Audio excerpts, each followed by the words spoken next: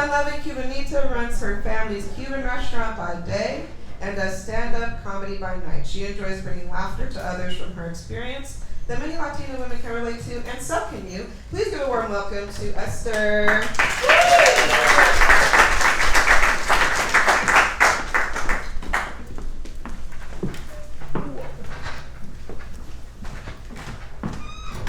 What's up, guys? I'm sorry, I'm not doing comedy. I'm just like, what's up, guys? How are we feeling?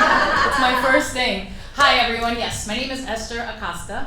I was born in 1980 in Hialeah, Florida. Have any of you guys ever been to Miami? Okay, all right. Yeah. So this is a story of how I found love, right? And I'm gonna start from the beginning. My parents are Cuban immigrants, and they wanted to continue their family, and they had me, a baby girl, after having my brother. And then they had my little brother, making me a middle child. So I kind of have middle child syndrome. And I was raised in a very, very Cuban household. And if you're familiar with Cubans, we had to have this chip on our shoulder because we felt like something was taken away from us, right? And my father was very hard on me. He was very strict, hardly ever home, but very, very strict on me and wanted me to be the lady that he wanted me to be. I also learned that Cuban women are seen, not heard. And I learned that from my mother, because my mother always did whatever my father said. And I always wanted to make my dad happy. I wanted that love from him. I needed that love from him. And I felt like nothing I ever did was good enough.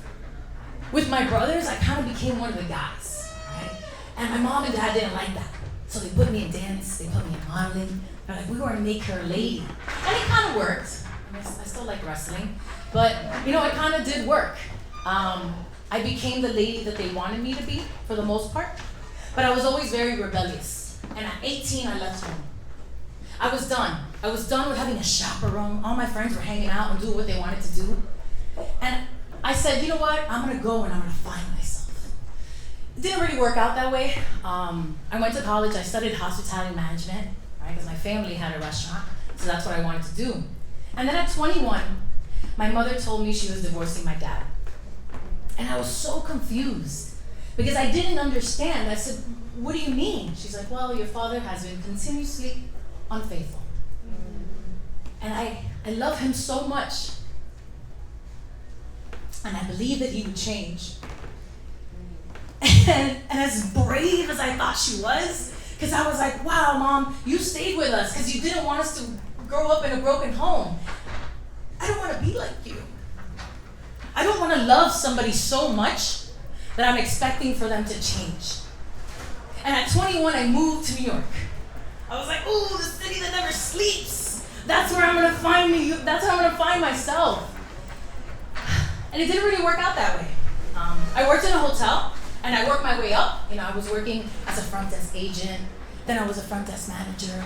Then I did catering. Then I did customer services. I did a little bit of everything. And I was at the peak of my career when I got a phone call from my dad. He had colon cancer.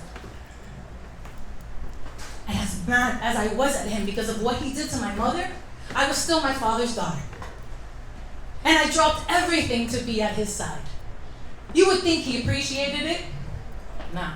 Every day he's like, what are you doing here? Just go, just leave.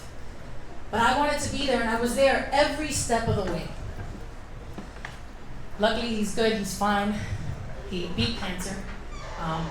And I moved back to New York because I felt like, I'm not a Miami girl anymore. Even though I am a Miami girl. But I love New York. I loved everything about New York. I could be myself. I was learning about different cultures, different people. I had a voice, something I didn't have growing up. And my family hated it. I was the black sheep of the family because I left Miami.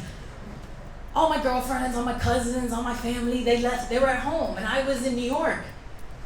They're like, what are you doing up there? My great uncles had decided that they were going to sell the family restaurant. I'm like, hold on a second. Me and my brother could do this. We both studied hospitality management.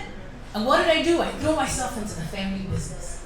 And for 12 years, that was my life. That was everything to me. I woke up in the morning and all I cared about was feeding people, making them happy, bringing joy to people. And then COVID hit. And the one place that I felt at home, the one place that I felt like I belonged, that people loved me, people needed me was shut down. And I got into this deep depression. And that's not allowed in my family. It's not accepted. What do you mean? What is that? Huh? My dad has this saying, says, guapea. Get over it. You got this. And my mother said, you know what? I know that you love the comedy. Why don't you do the comedy? She hates it. She has the best accent. And I said, you know what, Mom, I'm going to try it. And I started writing. I started writing about stories that once made me sad and realized that as I shared them with others, it made them laugh. I've been on 37 Tinder dates. And it's actually part of my bit, and I laugh about it, and everybody laughs, and everybody thinks it's so funny. But for 37 times, I was told that I was not the one. And that hurt. That hurt because as much as I wanted that love, I couldn't find that love. And I was searching and searching and searching for it, right? And when I get on this stage, when I get on the stage and I grab a mic, I feel like I belong. I feel like this is where I'm meant to be. I'm meant to share my stories. I'm meant to tell people that it's okay not to be chosen 37 times. Because you know why I wasn't chosen 37 times? Because I wasn't authentically being myself. I was being what they wanted me to be. Oh, you love sports? I love sports. You love books? I love books. You have 6 kids? Oh my God, I love being a stepmom. You don't have a job? It's okay. I make enough money for both of us. What the fuck? What was wrong with me?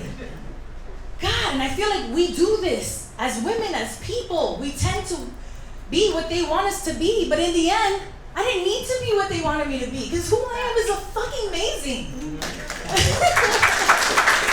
And I met this amazing man during, doing a set. And we went on a date, and we go on this date, and I was, living the fast life. So we got to my house, I was like, "What, you're coming upstairs?" He was like, "No, I don't even know you." I've never stopped anyone. I'm trying to get to know me upstairs, And he's like, "No, I want to know who this real Esther is. You have a beautiful smile, but I want to know what's behind it. What's inside? What makes you who you are?" I had no idea. And in the process of him falling in love with me, I fell in love with myself. Because he showed me the person that I am. He let me go. He said, "You know what? He's probably going to be upset he hears this. I'm not going to sleep with you. I'm having a really hard time with that. With you till I know who you are. I want to know what makes you cry, what makes you laugh, what makes you mad." And I was like, "Okay, now turn me on this journey and shit, you know what I mean? Because this is taking too long." But finally, I said, wow, there is someone that really, truly cares about who I am. And this whole time I was waiting for that acceptance from my dad, from the people at the restaurant, from my brothers, from my family. And the only acceptance I've ever needed has always been inside of me. So I challenge you. I challenge you to take a look in the mirror and really take a look in the mirror and see who the fuck you are and be proud of who you are. And I tell you one thing, every time I get on that stage, I share my stories, and every time I get off, someone says, "You're so brave." You know what? I am. I am brave. Because I'm going to continue telling my stories, because I think that we all need to know that we are not alone in this journey. Trust me. I've been through the worst. And now I'm the happiest person. And not because I found a man. It wasn't about finding a man. It was about finding me. Yes. I promised I wasn't going to cry. But with that said, it took me a very long time to get to where I am. And I will continue this process because it doesn't just stop. It continues every day. So I challenge you guys to love yourself. Woo.